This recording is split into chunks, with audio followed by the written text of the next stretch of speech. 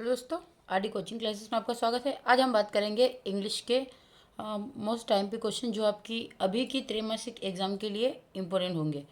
तो हम देखते हैं पिछले साल जो 2025 का पेपर आया था, वो जो पेपर था उसका पैटर्न किसके बराबर था, तो 2022 के लगभग समान था। तो जिसमें आपका आंसर पैसेज क्या था, in 1866 Alfred Nobel Swedish chemist introduced. ठीक है, तो इस टाइप से ये बार आपका पूरा आंसर पैसेज था और इसके क्वेश्चन देख लेते हैं। इस लेक्चर में सिर्फ मैं आपको इम्पोर्टेंट क्वेश्चन बताने का प्रयास करूंगी और जब हम नेक्स्ट लेक्चर करेंगे तब हम देखेंगे इनके आंसर्स वगैरह। क्लियर है?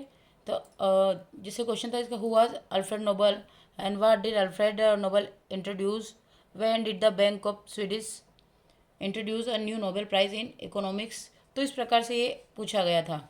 और सेकेंड, इसको भी एक बार कर लीजिएगा। Gandhi ji travelled a lot, he always travelled third class in train, he did so because all poor peoples. तो ये गांधी जी के बारे में पूछा गया है, उनकी यात्रा के बारे में, तो ये आपको देख लीजिएगा। अब यहाँ पे इसके कुछ क्वेश्चंस भी है। In which class did Gandhi ji travel in, फिर who came to meet Gandhi ji at Mumbai railway. यानी कि सारे क्वेश्चन आपको आंसर पे से जो पढ़ेंगे इसके अंदर ही। जैसे यहाँ पे Gandhi ji travelled a lot, he always travel third class in train. तो देखो जस्ट ये आगे, in which class did Gandhi ji travel in the third class. Clear है? तो इस प्रकार से आपके सारे क्वेश्चंस के आंसर जो है इनके आंसर बेसिस के अंदर ही आपको मिल जाएंगे। फिर आपका सेक्शन बी के अंतर्गत 4 नंबर के लिए क्वेश्चन आया था, read the passage carefully and answer the following given below it.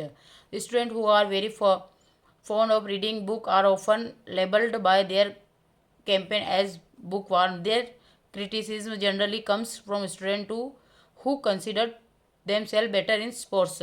तो इस टाइप से ये कुछ क्वेश्चन, जैसे आपका ये पैराग्राफ है, पैसेज है, तो इसको देख लीजिएगा। फिर इसी के आगे हम देखते हैं, इसी पैराग्राफ को अगर कंटिन्यू करें तो is better to spend time and energy is sport arena than in classroom और एट द रीडिंग डेस्क। तो इस टाइप से आपका पूरा पैसेज है, उसका क्वेश्चन बन क्या बने, on the basis of your reading of the above passage make note on it. और सेकेंड है give a suitable title to it. ठीक है, तो ये आपके 4 और 5 नंबर के क्वेश्चन हो गए। अब हम थर्ड क्वेश्चन की बात करते हैं, जिसमें आपका पूछा जाता है, जैसे यू आर मंथन या Mahi student in government high secondary school Bajrang Nagar. अब यहाँ पे जो भी हो आपको वहाँ पे आपका एड्रेस वही डालना है। Write an application to your principal requesting him to issue your SLC यानी कि स्कूल लिविंग सर्टिफिकेट। क्लियर है? तो इस टाइप से वाला, और इसके ये आता है आपका 4 नंबर का। इसके साथ में क्या पूछा है, write a letter to your friend to invite him to attend your birthday party. तो इसमें से आप इसी को कर लेंगे, अभी आपका ये वाला अगर कर लेंगे तो भी आपका सफिशिएंट होगा। इसके साथ में ही एक आप फुल फी कंजेशन की एप्लीकेशन भी आप कर सकते हैं, ताकि अभी आने वाली त्रैमासिक एग्जाम के लिए आपकी तैयारी कंप्लीट हो जाए। फिर नेक्स्ट क्वेश्चन आता है, write an essay in about 150 words on any one of the following topics. तो importance of games and sports, any festival, save trees, science in daily life. तो आप फर्स्टली तो science in our daily life वाले कर लीजिएगा, और इसके बाद अगर आपके पास टाइम मिलता है तो आप importance of games and sports भी कर सकते हैं। क्लियर है? और इसके और में आएगा, क्योंकि ये वाला जो ऐसा आएगा आपका 5 नंबर का है, इसके जस्ट और में right a paragraph in about 150 words of importance of yoga. तो योगा के बारे में आपको 150 वर्ड्स में लिखना है।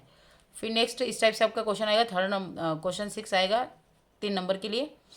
Look at the visual input given below and right a small paragraph in about. यानी कि जो जिस प्रकार से आपको जैसे स्कूल दिख रहा है, होम दिख रहा है, फिर ये ट्री दिख रहे हैं, एक पेरेंट्स अपने बच्चे को लेकर स्कूल जा रहे हैं या बच्चे खेल रहे हैं, तो इस टाइप से आपको बस इसको इंग्लिश में ट्रांसलेट करके पॉइंट बना के आपको लिखना होगा। तो इस टाइप से आपका एग्जाम में पूछा जाता है। फिर आपका थर्ड सेक्शन आएगा, उसमें फिर इन द ब्लैंक्स। जैसे इसमें से एनी 5 करने होंगे, जैसे माई अंकल इज़ तो क्या होगा, तो अन, क्योंकि जो एक पर्टिकुलर चीज़ होती है उसके लिए ये लगता है, तो NMLA, यू सिट हीयर। फिर आएगा तो यू सिट, तो मे सिट हीयर। फिर डॉग सेल्डम बाइट, यानी कि जो भौंकने वाले कुत्ते हैं वो काटते नहीं है। तो ठीक है, तो बार्किंग डॉग्स सेल्डम बाइट, यानी कि भौंकने वाले कुत्ते काटते नहीं है। Hema has been dancing morning. ठीक है, अब कब से, तो सुबह से डांस कर रही है, तो since morning. The seventh didn't make, तो क्या आ जाएगा, टी। एंड मैनी मच और लिटिल, तो क्या आ जाएगा इसका, मच आ जाएगा, क्योंकि इसमें मेक बोला ना, तो डिड मेक टी, टी के बारे में तो मच। फिर आ जाएगा there is life there is hope, तो इसके बारे में as long as there is life there is hope. Mohan is sitting Ram and Shyam. तो कैसे, तो इन दोनों के बीच में बैठा है तो बीच में बोल देंगे बिटवीन। फिर डू इज डायरेक्शन, इस टाइप से आपके आ जाएंगे। मतलब पैटर्न यही रहेगा, आपको क्वेश्चन चेंज हो जाएंगे, बाकी आपका एग्जाम्पल वगैरह चेंज हो सकते हैं, बाकी पैटर्न यही रहेगा। ठीक है, जैसे change into past infinite tense, या फिर change the voice, rearrange the word to make a meaningful sentence, या combine the sentence using otherwise, या फिर rewrite the sentence beginning with it, change into negative sentence, या combine the pair of sentence using so that. इस type से आपको ये पूछा जाएगा। फिर आपका थर्ड जो सेक्शन आएगा उस वो 4 नंबर के लिए, उसमें आएगा चूज़ द करेक्ट आंसर। तो इस टाइप से ये आपके जो बुक के जो चैप्टर है, लेसन पॉइंट वगैरह होंगे, उससे ही आपके बन जाए। जैसे हु वाज लेंचो, तो लेंचो कौन था, या 10 में इन साउथ अफ्रीका इज, यानी कि जो नेल्सन मंडेला वाला चैप्टर उससे पूछा गया है। फिर monthly account of baker were recorded on, जो बेकर के बारे में एक स्टोरी है उसके बारे में देख लेते हैं। फिर the main crop of Coorg is, Coorg के बारे में जो चैप्टर है उसको पढ़ लीजिएगा। मतलब यहाँ से मैं आपको जो टॉपिक बता रही हूँ ना, आप एक बार उसको अच्छे से कवर अप कर लीजिएगा ताकि आपका कोई भी क्वेश्चन छूटे ना। फिर आता है read the extract carefully and answer the question given below. अब ये 3 नंबर के लिए आपको दिया गया है, तो यहाँ से 3 क्वेश्चन पूछे गए, ये वाला पूरा। इस टाइप से आप इसको एक्सट्रैक्ट को पढ़ सकते हैं। और फिर इसके क्वेश्चन है द ऑथर ट्रेवल्ड, या फिर वहन डिड द ऑथर ट्रेवल्ड, यानी कि ऑथर कहाँ गया था, कैसे ट्रेवल किया। The author wanted to keep an otter instead of.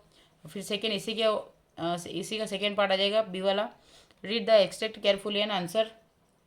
तो इसको भी आपको इस प्रकार से ही सॉल्व करना है, इसमें देख के आपको समझना है। क्लियर है।